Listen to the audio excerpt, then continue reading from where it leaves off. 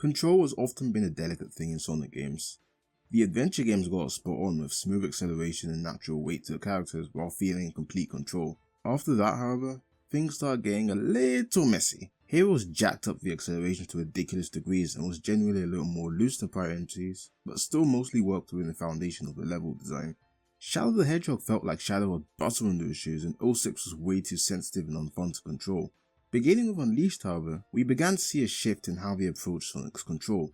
Rather than giving the player free movement like the adventure titles, they instead opted to make Sonic control more like a car, and it worked rather well for Unleashed Colors and Generations. Lost World was its own thing, but controlled well enough, while Forces was the absolute worst control we've gotten in a mainline release yet, with modified Lost World physics in a game where that just could not work. Frontiers, being an open zone game, made the control a lot more responsive and fluid in those areas, yet the cyberspace controls were some of the most awkward in the series, with zero flow to them whatsoever.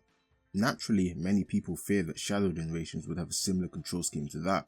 However, I am glad to report that isn't the case.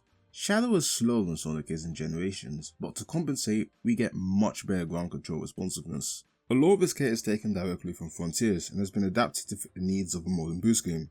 These might just be the most fluid controls we've gotten in a Sonic game yet. Shadow is incredibly responsive to button input and his control is super tight without it feeling stiff.